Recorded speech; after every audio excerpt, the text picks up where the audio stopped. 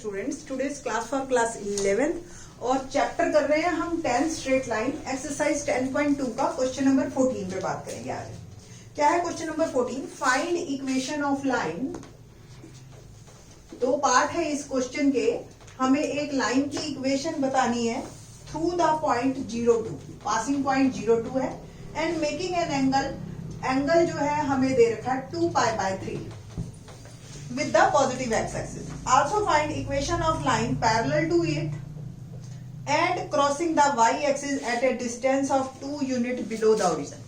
Second part की बाद में बात करेंगे, पहले हम फर्स्ट पार्ट की बात करते हैं। हमें जो है लाइन की जो अगर ये x एक्सिस और ये y एक्सिस है और ये ओरिजिन है 0 और तो लाइन जो है वो हमारी 2π/3 ये 0-2 से पास हो रही है और 2π/3 एंगल बना रही है। सॉरी 2π/3 अगर आपको ध्यान हो तो पाई की वैल्यू ये रेडियन में अगर आपको दे रखा है तो 180 पाई से हम इसको कर देते हैं और जो मेरे पास एंगल है 120 डिग्री, ठीक है, या 2π/3 आप जो मर्जी बोलिए। तो पासिंग पॉइंट एक हमें 0-2 मिल गया और एक एंगल मिल गया यानी कि स्लोप, ठीक है। तो स्लोप ऑफ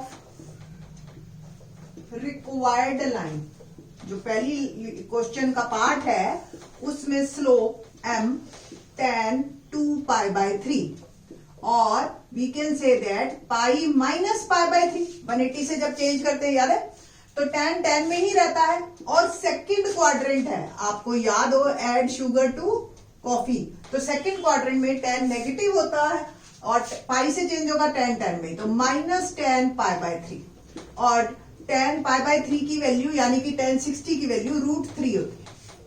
तो स्लोप मेरे पास आ गया -√3। नाउ स्लोप पॉइंट फॉर्म क्या होती है? स्लोप पॉइंट फॉर्म जब हमें एक स्लोप दे रखा हो और एक पासिंग पॉइंट दे रखा हो, है ना, और equation become y - y1 m x - x1। Here passing point is 0-2 and m is हमने निकाल लिया, तो y -2 -√3 और x -0। इक्वेशन मेरी आ गई y -2 -√3 है।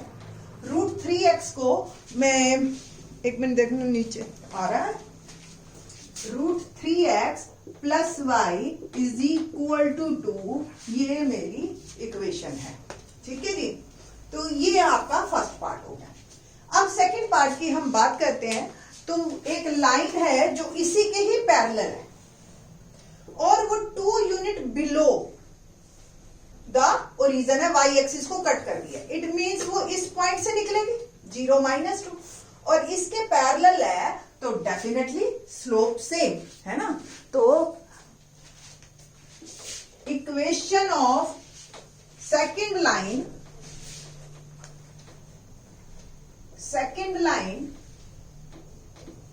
passes from 0 - 2, ठीक है, and both lines are parallel and parallel lines का slope same होता है, तो m1 = m2 और slope of second line भी हमारा क्या होगा? सेम -√3, ठीक है जी। और बस अब जो है पासिंग पॉइंट 0-2 की जगह 0 - 2 हो गया, तो लिटिल बिट फर्क आएगा आपके क्वेश्चन में। फिर से once again slope point form पे बात करेंगे हम। Slope point form equation of a line is y - y1 = mx - x1। Here x1 y1 is 0 - 2 and m is -√3, तो y -2 -√3 और x -0, तो y + 2 = -√3x। ये इधर ले आए और हमारी ये इक्वेशन हो। तो दोनों लाइंस की इक्वेशन क्योंकि स्लोप सेम है तो x और y के कोफिशिएंट तो सेम ही रहेंगे, है ना। तो जो फर्क आता है वो सिर्फ कांस्टेंट में आता है। उसमें अगर कांस्टेंट = के 2 इस साइड था, ये = के इस साइड है, तो both answers are these. Question number 15 देखते हैं। क्या है क्वेश्चन नंबर 15?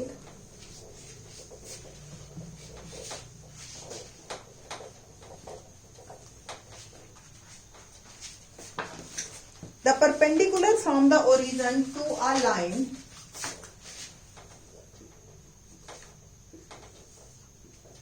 ये x एक्सिस है और ये ओरिजिन है और ये परपेंडिकुलर डाला हमने ओरिजिन से और वो -2 पे मिल रहा है। कुछ इस तरह की आपकी लाइन होगी और ओरिजिन से मैंने परपेंडिकुलर डाला तो ये जाके -2 और 9 पे ये मिल रहा है। हमें इस लाइन की इक्वेशन निकालनी। देखिए जी, अब आपको पता है कि ये जो OM है ये मेरी लाइन जो है AB पर परपेंडिकुलर है, ये तो गिवन है ना। तो AB जो की रिक्वायर्ड लाइन है जिसकी इक्वेशन हमें फाइंड आउट करनी है वो परपेंडिकुलर है OM पे। स्लोप ऑफ OM के दोनों पासिंग पॉइंट हमें पता है 0 0 और -2 M1 हमने माना और फॉर्मूला होता है y2 minus y1 upon x2 minus x1 that is M1। और आपको पता है 0 0 x1 y1 और -2 9 x2 y2। तो इक्वेशन निकालते हैं हम 9 -0 और -2 -0। ये आ गया मेरा M1, तो M1 आ गया -9/2। Let slope of AB M2 according to question दोनों अगर परपेंडिकुलर हैं तो उनके स्लोप्स का प्रोडक्ट क्या होगा -1। तो M1 इज -9/2 और M2 हमें फाइंड आउट करना है और ये इनका प्रोडक्ट है -1 के बराबर। देखिए माइनस से माइनस कैंसल और M2 हो गया आपका 2/9। स्लोप आ गया AB का। पासिंग पॉइंट है ही हमारे पास, passing point of AB -2 and 9। So slope point form क्या कहती है? अभी हमने 14th क्वेश्चन में 2 बार की है। Equation of a line is y minus y1 m x minus x1। Here x1 y1 -2 9 और m is 2/9। तो y -9 2/9 और x -2। 9 को उधर भेज दीजिए तो 9y -81 और ये आ गया 2x और 2 2 4 प्लस का क्योंकि 2 माइनस। 9y और 81 को हम इधर ले आते हैं तो 2x -9y + 4 + 81 is equal to 0 और मेरी लाइन की इक्वेशन आ गई 2x -9y + 85 इज 0। ठीक है जी। तो ये इक्वेशन क्वाइट इजी वन, दोनों ही आसान क्वेश्चन है। ये थे दोनों 14th और 15th क्वेश्चन हमारे जो है वो टोटली बेस्ड है हमारे स्लोप पॉइंट फॉर्म पे। अब जो है आगे के 16th और 17th दोनों क्वेश्चन हमारे जो हैं वो हैं 2 पॉइंट फॉर्म पे। 2 पासिंग पॉइंट आपको दे रखे होंगे बट उस तरीके से नहीं दे रखे जो देखने की आदत है आपको x और y। कुछ और यूनिट्स में है बात। देखिए कैसे क्वेश्चन नंबर 16 डिस्कस करते हैं। The length L in centimetre. Copper की एक वायर है और उसकी लेंथ, कॉपर की वायर्स तो देखिए ना आपने, ठीक है। तो वो कॉपर रॉड जो है वो टेम्परेचर पे, आपको पता है ये कोई भी चीज हो जैसे जैसे आप टेम्परेचर इंक्रीज करते हो, साइंस की लैब में भी आपने काम किया होगा, वायर या मेटल जो है एक्सपैंड होती है। तो एक कॉपर की वायर है वो सेल्सियस टेम्परेचर पे उसकी लेंथ कितनी हो जाती है? इसकी लेंथ 124.942, ठीक है, जब टेम्परेचर उसका है सेल्सियस 20 डिग्री और लेंथ हो जाती है 125.134 जब उसका टेम्परेचर है 110 डिग्री। हमें एक ऐसी इक्वेशन निकालनी है कि मेरे को उस इक्वेशन से पता चल जाए कि कितने डिग्री पे कितना है। मेरे को हर बार जो है नापने की जरूरत ना पड़े, या उस मेटल को बार बार उस टेम्परेचर तक गर्म करने की जरूरत ना पड़े। ठीक है, एक जनरलाइज हम फार्मूला बनाना चाहते हैं। तो अगर हम L को Y एज्यूम कर दे, ठीक है, और C को सपोज X कर ले। एज्यूम मतलब अपने दिमाग में ही करना है, काम आपने L और C में ही रखना है। ठीक है, तो दो पासिंग पॉइंट हमें दे दिए एक तरह से 124.942 और 20 और 125.134 एंड 110। ये हो गई हमारी equation. Now the formula is L, ठीक है ना, फॉर्मूला जो हमारे पास 2 पॉइंट फॉर्म, आपको ध्यान हो 2 पॉइंट फॉर्म क्या है, y minus y1, y2 minus y1, x2 minus x1 और x माइनस x1, यही है ना। तो हेयर y को, L को हमने y माना है ना, तो L माइनस ये y1 है आपका, है ना। ठीक, तो C को x था, सॉरी उल्टा लिखी,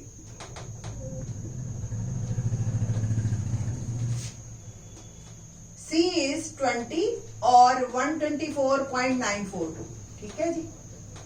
एंड L is जो है ये हमारे पास इक्वेशन है, L C 110 और ये 125.13, ठीक है जी। L Y है पीछे है और ये C है 110। ओके, ना Y को हमने L एज्यूम किया है, तो L माइनस Y1, ये Y1 है 124.94, y2 minus y 125.134 minus 124.942 upon में 110 माइनस 20, एंड ये आ गया x माइनस। बहुत सिंपल, तो हेयर x इज C। बस हो गया। सिर्फ इक्वेशन में जो आपको आदत है x और y में देखने की, वो L और C है, और L हमने लिया है y पीछे की साइड और C लिया है x। बस आप इंटरचेंज भी कर सकते हो, आंसर में कोई फर्क नहीं आएगा। ठीक है, तो L माइनस 124.942, इसको आप सब्ट्रैक्ट कीजिए 125.134 और 124.942, 2 13 में से 4 गया 9 और 10 में से 9 गया 1 पॉइंट, ये जी, तो ये आ गया 0.192 और ये 90 आ गया आपका, 110 में से 20 गया, एंड ये आ गया C माइनस 20। 90 को उधर ले जाइए और आपका आंसर तैयार। Otherwise there is no need to show it, आपको कोई जरूरत नहीं है इसको ऐसे 90 से मल्टीप्लाई करने की। आप L ऐसे भी लिख सकते हो, आपके आंसर पे किसी तरह का कोई फर्क नहीं आएगा। देखिए आदत x लिखने की इतनी बुरी है हमें भी, तो हम स्टूडेंट से इसीलिए ये क्वेश्चन बनाया है। ये आपका आंसर सीधा, आपको और किसी तरह की कोई कैलकुलेशन करने की जरूरत नहीं है। ठीक, तो इसी तरह से क्वेश्चन नंबर, अब आपको सिंपल सा है। अब आप देखो, हाँ जी बताओ जी 200 डिग्री पे कितना होगा, C की वैल्यू 200 डाल दीजिए सिंपल, और आपका कैलकुलेशन तैयार। लेंथ पता चल जाएगी उस रॉड की कितनी लेंथ होगी। आपको 50 डिग्री टेम्परेचर पे 50 डाल दीजिए। तो इस तरीके से यहाँ हमारी हेल्प हो जाती है कि हम एक जनरलाइज्ड फॉर्मूला इक्वेशन बना ली और उससे हम कैलकुलेशन पे बेस सारी चीजें निकाल सकते हैं। प्रैक्टिकली हमें करने की कोई बहुत ज्यादा जरूरत नहीं है। क्वेश्चन नंबर 17 और देख लेते हैं। 17 क्वेश्चन में, the owner of A milk store find that he can sell 980 litre, 980 litre जो मिल्क है वो हर वीक रेट उसका जो है वो 14 रुपीज पर लीटर के हिसाब से बेचता है, और 12-20 लीटर मिल्क जो है वो next week 16 rupees per litre के हिसाब से बेच रहा है। अगर इससे एक रिलेशनशिप बनाई जाए कि डिमांड एंड सप्लाई की, ठीक है, और प्राइस और एक्चुअली प्राइस और डिमांड की, कि ये प्राइस है और ये डिमांड है, इतना हमारा मिल्क कंज्यूम हो रहा है, तो बताइए कि एक वीक में अगर 17 रुपए लीटर हमारा रेट होए, 17 रुपए लीटर, तो कितना मिल्क जो है वो चाहिए। ठीक, ये हमारा क्वेश्चन है। ठीक, तो इसमें बहुत सिंपल, आपको जो लीटर है इसको आपने, और रेट, ये अब आपने डिसाइड करना है कि जो है वाई एक्सिस पे आप डिमांड लीजिए लीटर, ठीक है जी। ये तो हो गई हमारी डिमांड इस साइड, और इस साइड हमने ले लिया रेट। तो 14 पे 16 पे अब इक्वेशन बन जाएगी आपकी। लाइन ग्राफ नहीं ड्रॉ करना, हमें इक्वेशन बनानी है। ओके, तो एक तो पॉइंट आ गया 14 और 980, दूसरा पॉइंट आ गया 16 और 1220। ये x1 y1, ये x2 y, ठीक है। तो डिमांड आपकी जो है वो y एक्सिस पे है, और रेट जो है वो है हमारा x एक्सिस पे। बस सिंपल। तो फॉर्मूला जो है 2 point form, equation of line is y minus y1, y2 minus y1, x minus x1, x2 minus x1 और x minus x2। तो y minus 980, 1220 minus 980, 16 minus 14, और ये आ गया x minus 14। थोड़ा सा सॉल्व कर लेते हैं हम इसको, और ये सब्ट्रैक्ट किया मैंने, तो 12 में से 8 गया 4, 11 में से 9 गया 2, ठीक है। डिवाइड बाय 2, 16 में से 14 गया 2, x माइनस 14। आप यहीं से इसको कैंसिल कर लीजिए, तो y आ जाएगा 120 x माइनस 14 प्लस 980। एक बार चेक कर, नीचे का आ रहा है ना। ओके, ये आपकी इक्वेशन आ गई। आप बहुत ज्यादा और इसको फर्दर सॉल्व करना चाहते हैं तो सॉल्व कर लो कि भी 120x y is equal to 120x minus 14 से 120 को करते हैं, 14 2 जार 28, 2 और 14 और 2 16 प्लस 980, और आ गया y is equal to 120x और माइनस का 700। ये इक्वेशन मेरी बन गई, ठीक। अब आपको जो है 17 rupees per litre, put x is equal to 17, और y आ जाएगा आपके पास कि कितनी डिमांड होगी अगर 17 रुपीज जो है इक्वेशन लीटर प्राइस हो मिल्क का। तो y 12 7 84, 8 12 और 8 आ गया मेरा 20, ठीक है, माइनस 700, और ये आ गया 1340 लीटर। तो ये डिमांड रहेगी अगर 17 रुपीज जो है हमारा आ जाए। तो इस तरीके से आप किसी भी तरह की इक्वेशंस को सॉल्व कर सकते हो अपनी रूटीन लाइफ पे, ठीक है। तो होप सो आपको इस क्वेश्चन समझ आए होंगे। 18, 19, 20 in the next lecture. Thanks.